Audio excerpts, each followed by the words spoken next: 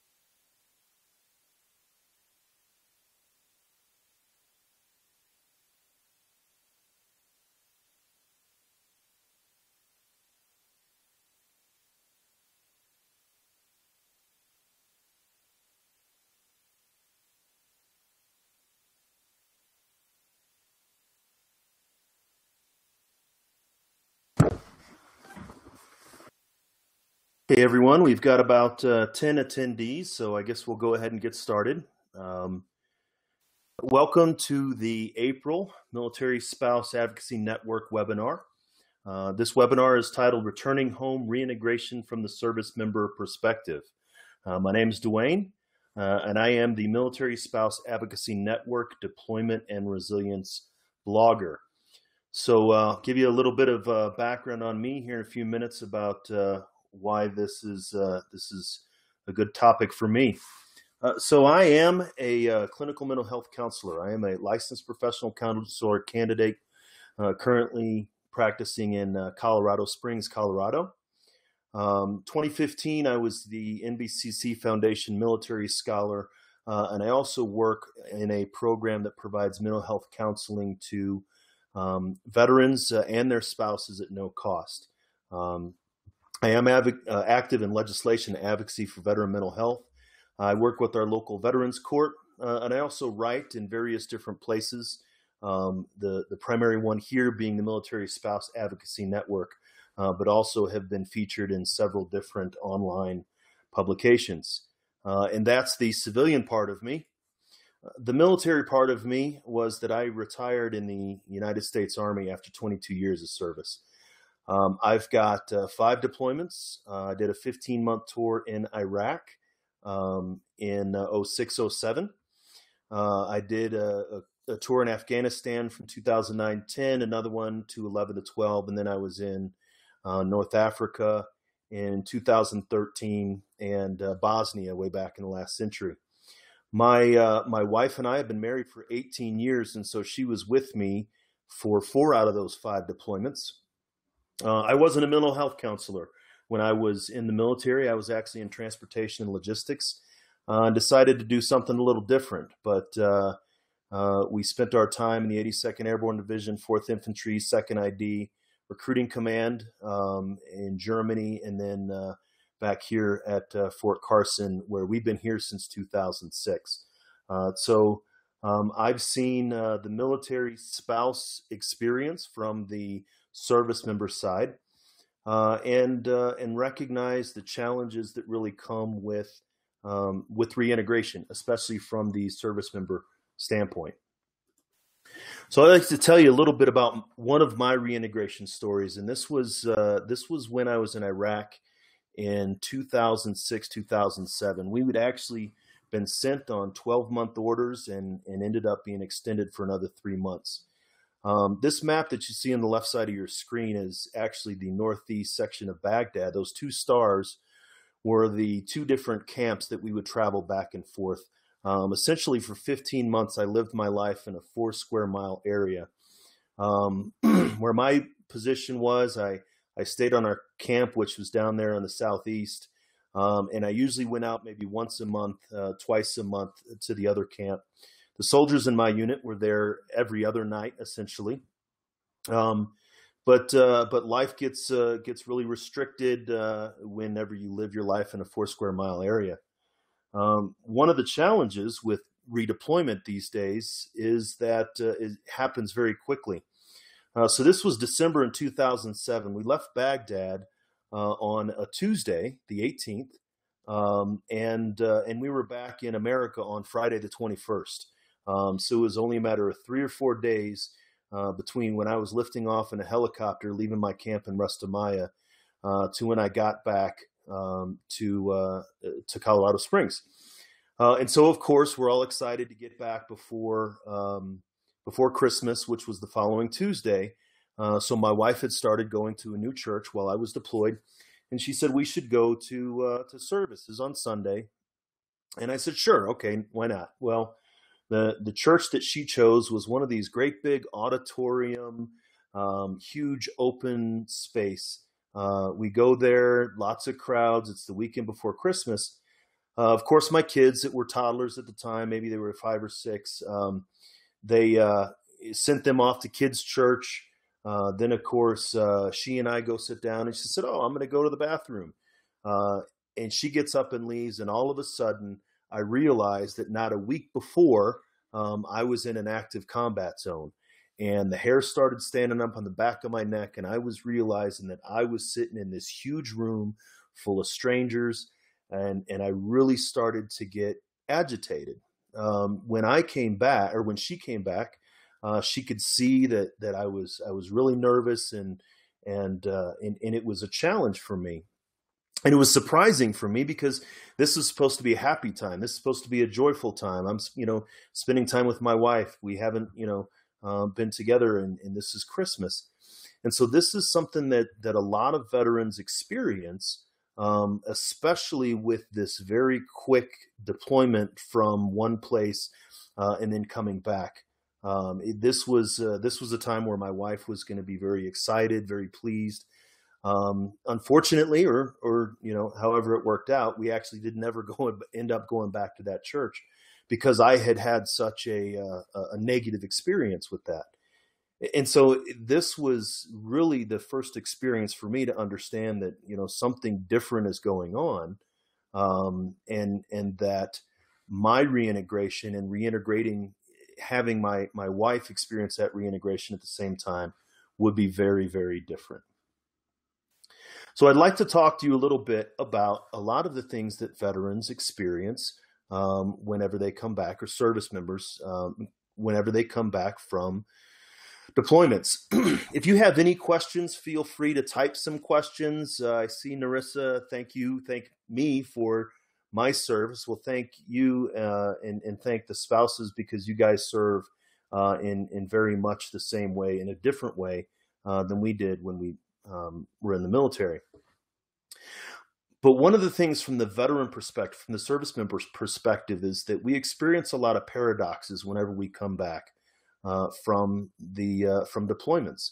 On a paradox, right there, you can see a statement that is contradictory, opposed to common sense, and yet is perhaps true. So some colleagues, I know Dr. Anthony Hassan fairly well. Dr. Hassan and his colleagues, Drs. Castro and Kinsel, conducted a survey, and they found that there are 12 distinct paradoxes that veterans and service members experience when they return home stateside from a military deployment, from a combat deployment. So they published this in an article in 2015, and this is a little bit of a representation of some of those. So one of the first paradoxes that veterans will face is called the Modesty Paradox. I've experienced this one myself. A lot of times, I'm proud of my service. I am proud of my service, but then we're always saying, well, don't thank me. I was just doing my job. I actually inadvertently just said that to Narissa. Thank you for thanking me. But then I turned around and I gave that back, because for many veterans, we like to be recognized and appreciated for our service, but then also sometimes are embarrassed or bothered when someone thanks us for our service. It's really kind of you know what, I'm not the hero, or others did more than me. A lot of times in the veterans I work with, they get angry. Well, people don't want to help service members. People don't recognize the military. But on the other side, they really just want to be left alone. So the Modesty Paradox is one that many veterans experience. Another one is the Mixed Emotions Paradox. This was something that I experienced when we had gone to church that morning. I was frustrated, or I was anxious, but I was also happy to be sitting there with my wife.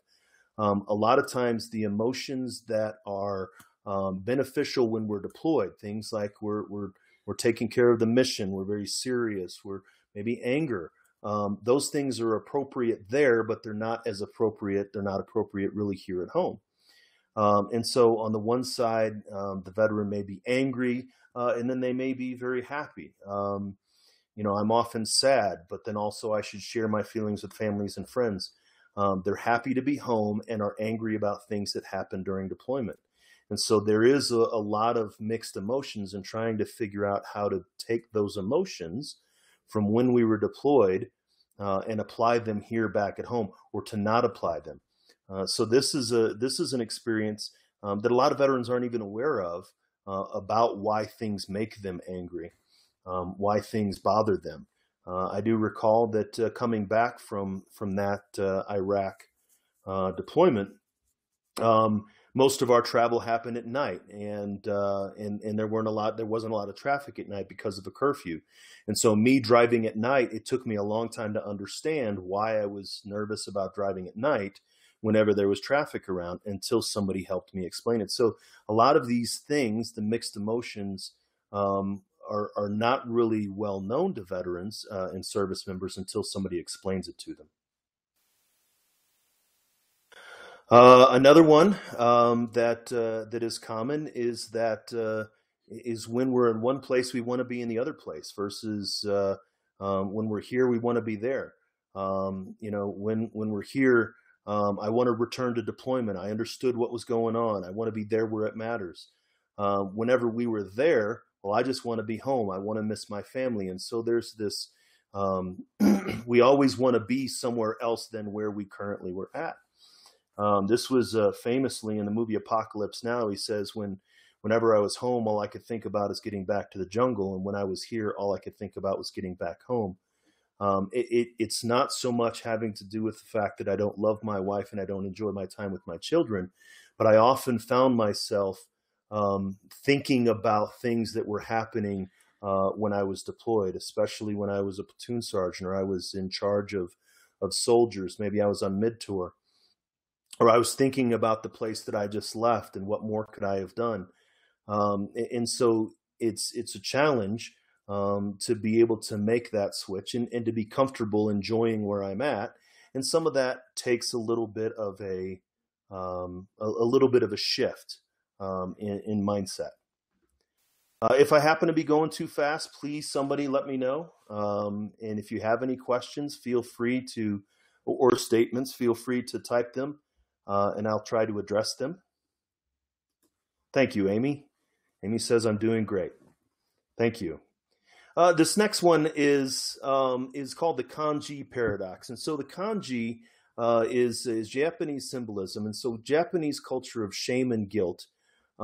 This is a significant thing that I see with veterans that I work with, but also that I experience myself. I'm very happy to be alive. I'm happy to have been able to come home. I was happy to bring, I had, I think, one soldier who was slightly wounded, but I was happy to have done all that, but also at the same time, we did lose people in my company. We lost people in my battalion and my brigade. And so many veterans, while they're happy to be here, there's also a level of shame and guilt because better men than me were killed, or I don't deserve to be here. What more could I have done?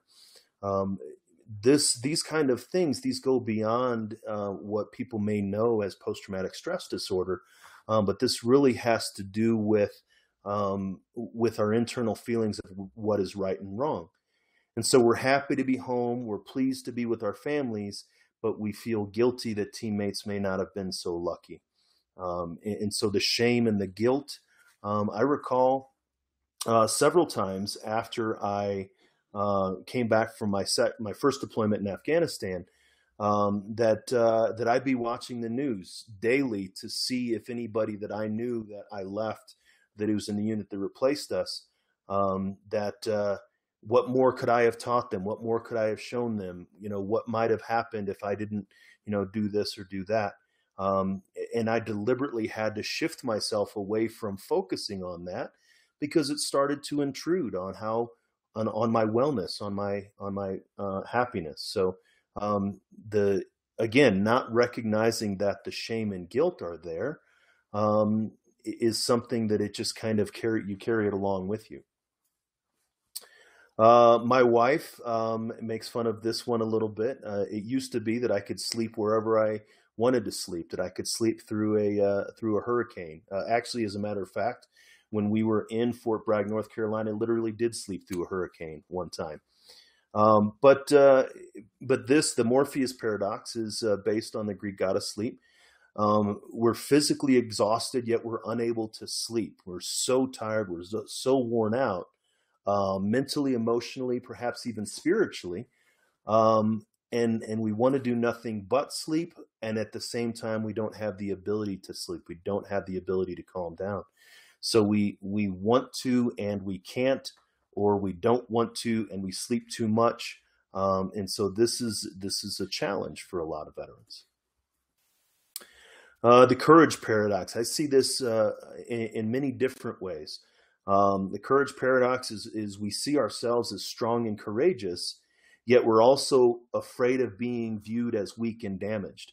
I made it through the deployment. I made it through combat. I did all of these great things. I'm capable. I'm strong. I know that I'm capable and strong. And yet, if I let anybody know that these things are bothering me, they're going to think I'm weak. Even though they were with me during deployment, they know that I'm strong. And so we on one side, we have this idea that we are courageous and we're strong, but also thinking that if we don't continue to present that to the world, then people will think that we're weak. And especially many times showing emotions as a sign of weakness. And so the veterans that I work with, I try to explain to them, you asked for, you didn't go into a deployment on your own. You had a team around you to support you. Why do you need to have that same kind of struggle by yourself when you get back here? But this idea of veterans don't want to be seen as victims. Service members don't want to be seen as broken-winged birds or three-legged dogs or somebody to be pitied. And they have this idea that people will pity them if they simply reach out and say, hey, I might need some help. And so overcoming that idea and reminding them of courageousness, and letting them know that, no, reaching out for help could be a sign of courage. It could be a sign of strength and not a sign of weakness. This next one is called the Escalation Paradox, and this means the inability to relax. This one is one very clearly that I experienced when I went to the church when I came back 3 days after leaving Baghdad.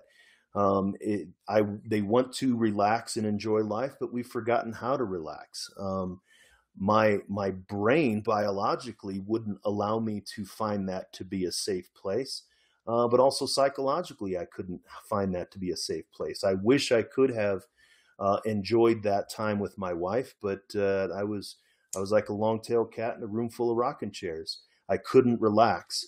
Many times, veterans have it in their concrete and to care for their buddies, their brothers and sisters when they were deployed. They had to be zero defect. We can't make mistakes. People die when we make mistakes. And it's very difficult to shift that from the place we were versus the place we are. Narissa, I think, was how can we as the spouse help you with this? How can the spouses help the veteran learn how to relax? Is that what you mean?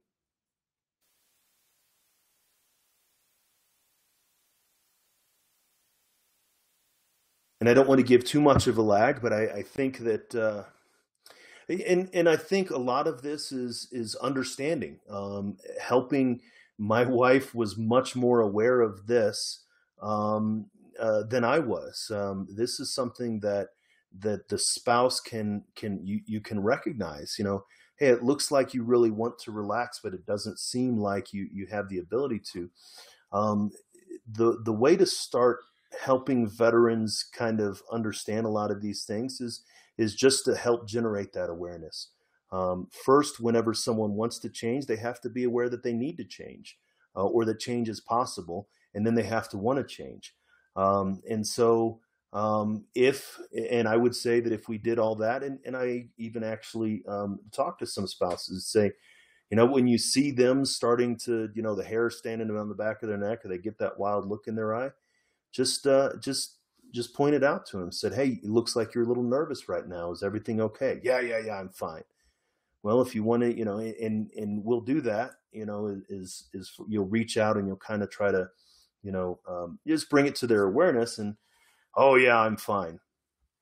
Just being present, recognizing that this is part of it. This is part of a service member's aspect of reintegration.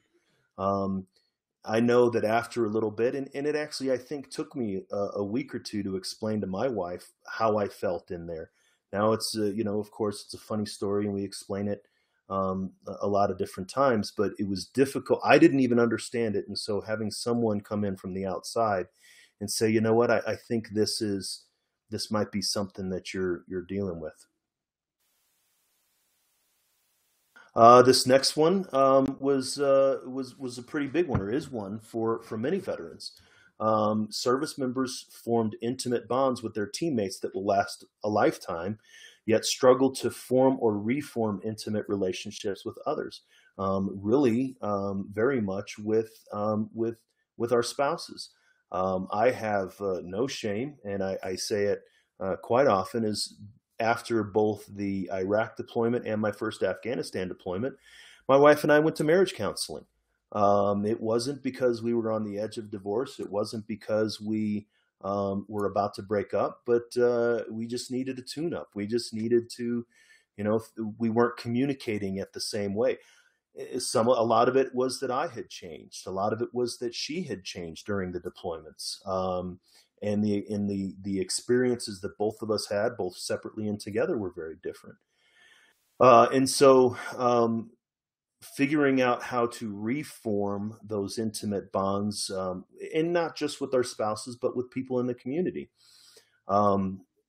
I am very close with the soldiers that I was deployed with in Afghanistan because I was in a direct role as their leader. And we still talk weekly almost. I mean, there's going to be those Army buddies for the rest of our lives. And then there's well, you can spend so much time with them, but you don't have time to talk to me. Again, just understanding that this is a natural challenge. I've had spouses say, well, he just spent a year plus with them. Why does he want to go hang out with them? Well, some of it has to do with the fact that over that last year, he was comfortable and he experienced things to share with those individuals. And it's going to take a little bit of time to share with other people if it happens at all. And so figuring out how to reestablish that intimacy. Sometimes it happens naturally. Sometimes it happens with the help of a supervisor. Both my wife and I, we went to counseling through Military OneSource. It was a great program. We worked with the same marriage counselor both times, and it really helped us reintegrate a little easier. The next one is the safety paradox. Service members no longer fear death. This is especially if it was a combat deployment. They really do come to terms in some sense with their own mortality, with their own aspect of death. In many ways, we had to do that while we were there. And so we no longer fear death, but many, many veterans feel the need to carry weapons for personal safety. And so there's a paradox right there. It said, I'm not afraid to die, but if it does happen, I'm just going to go out guns blazing. They think nothing can harm me. I'm not afraid of death, but they're also jumping at shadows and looking at the rooftops, and standing, with the back to the wall and all these other places. And so if we think that nothing can harm us, how can it also be true that the world is an unsafe place? Again, these, without awareness, a lot of veterans don't experience, they don't recognize that this is what they're actually experiencing. In both of these instances of paradox, they think it's entirely rational. I thought it was entirely rational for a very long time.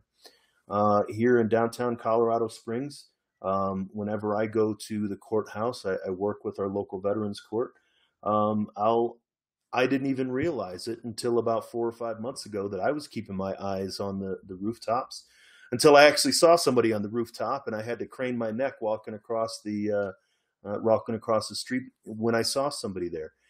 And so it's one of those things that it really doesn't come to the veterans' attention until it does come to their attention. And again, it doesn't have to stay this way. It may stay this way for a month or 2 months, but if these kind of things are something that have been consistent for months and months and perhaps years after a veteran's returned or a service member's returned, then it very much can be something that you can have them or suggest that they talk to a professional about.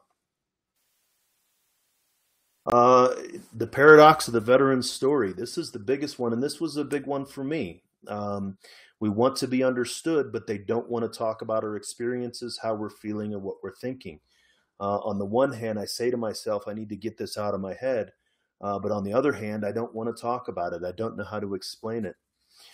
When we came back from Afghanistan in 2010, unfortunately, my wife's father was sick, so we went back to Knoxville, Tennessee. and he ended up passing away while we were there. So thankfully, we were able to get there um, before it was too late. But my brother-in-law and I were helping. We were building a deck for my father-in-law and my mother-in-law. And again, the same situation. Literally a week before, I had been in Afghanistan, and I had just come off of a patrol, got on an airplane, and a week later, I'm in beautiful Knoxville, Tennessee. And we were sitting there all week, and I'm, of course, in my mind, I'm thinking, I know where the people are at because they're out on the route, because it was my route. I was basically, in my mind, I was always 8 hours ahead and hundreds of miles away. And when I let myself think about it, I was almost yelling at him in my head, because to him it's just, it's a normal day. It was a July in summer in Tennessee. Um, and I was like, why isn't anybody asking me about this? Why doesn't anybody want to know what happened? Why, why in my head? Finally, after about 4 or 5 days, we're sitting back towards the end of the day, the sun's going down. So he did. And he asked me, and he said, what was it like over there?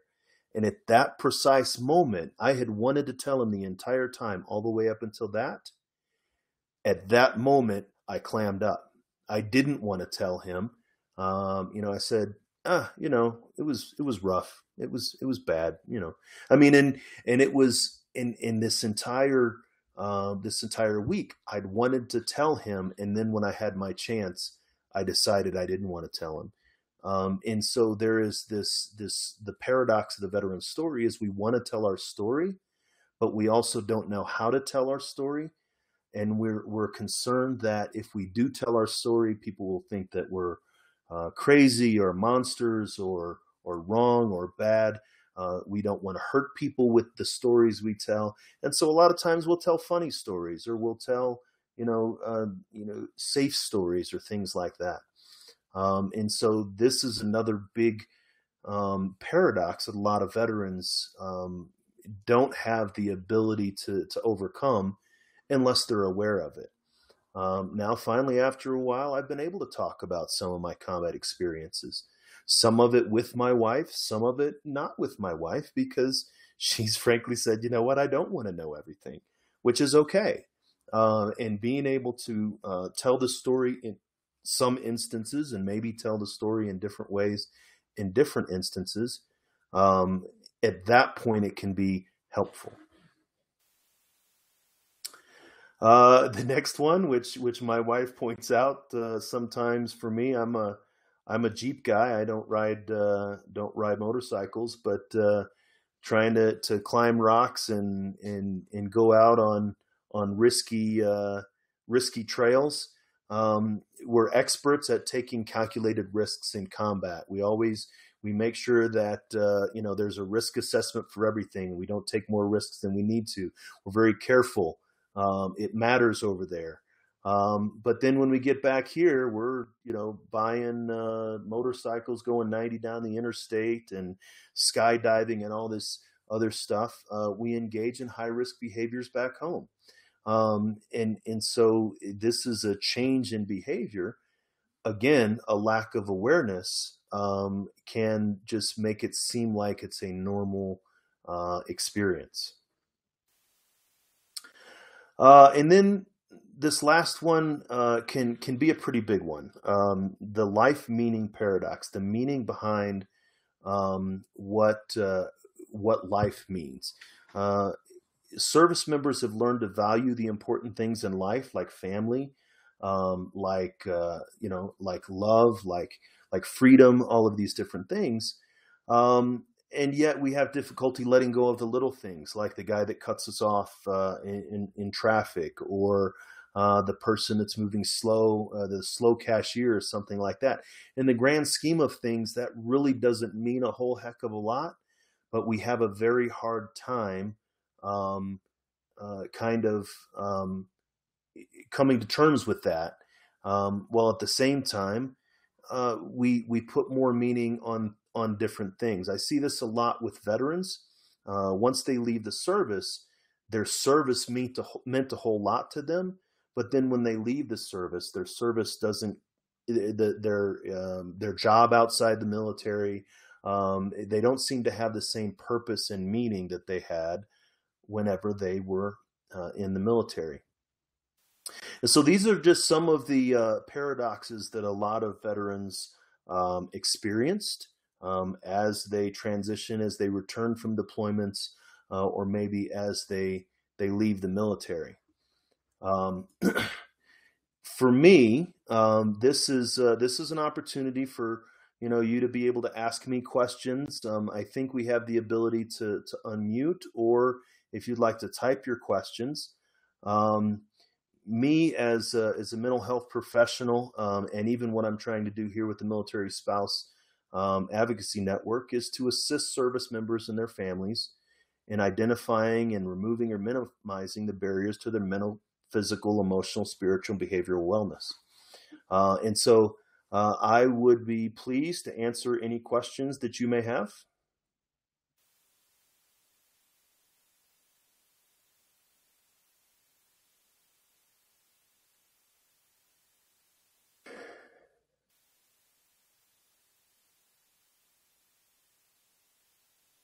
One question, the one question that I have is that these seem to be very combat deployment specific. And are there any unique issues facing non-combat deployments?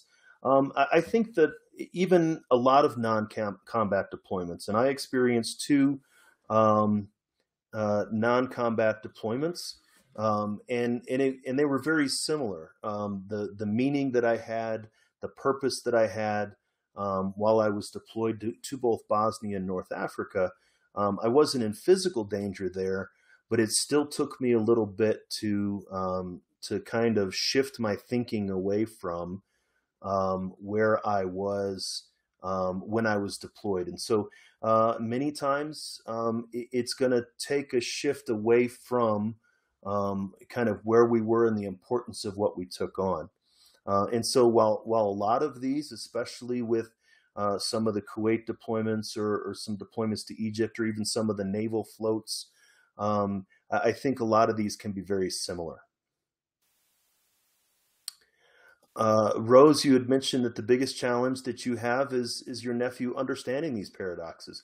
Absolutely. This is something that, and this is actually in a blog that I've written on my main website, veteranmentalhealth.com.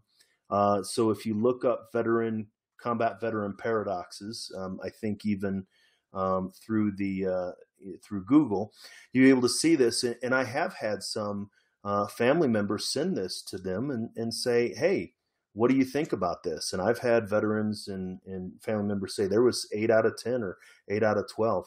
And so a lot of this is being able to help the veteran understand that this is actually a thing. Amy, you'd asked, how did I find a marriage counselor? We actually went to Military One Source. So if you go to militaryonesource.com, if you're active duty, all branches of the DoD have the ability to contact a mental health professional that's in your area, and the military will pay for it. I think it's up to 8 or 12 different sessions, but we were actually able to find a counselor here in Colorado Springs. So Narissa, I think, has a question. Vernice, if you're going to be able to unmute her.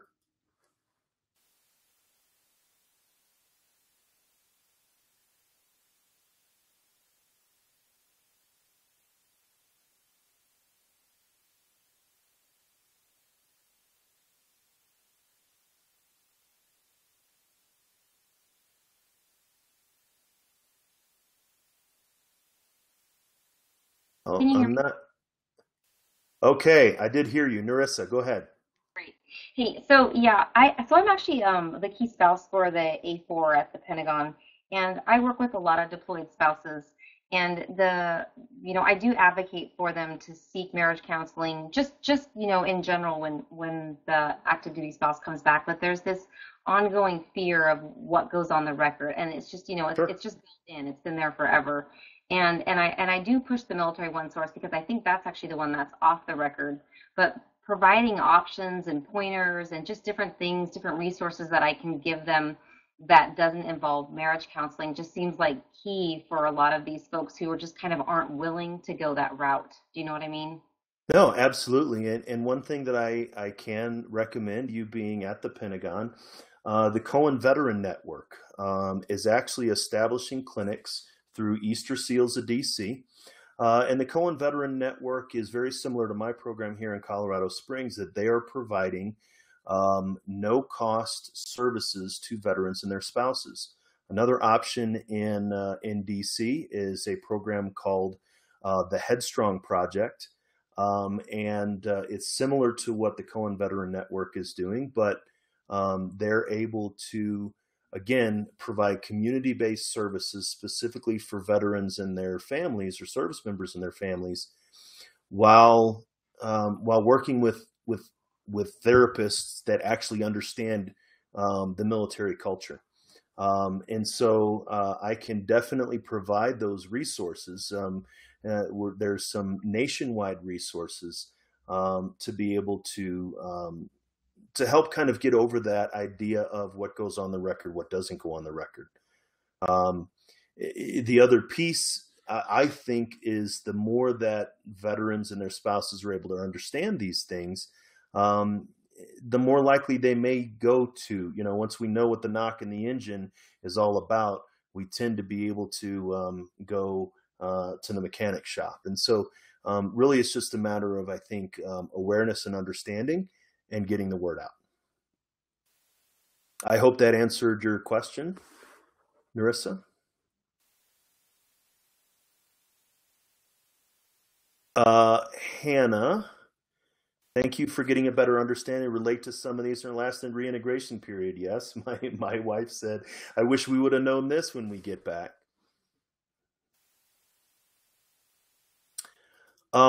Amy, you were talking about military one source. As a spouse, yes, you should be able to reach out as a spouse, and and contact military one source. It's open to both service members and their families. And Berenice just answered that.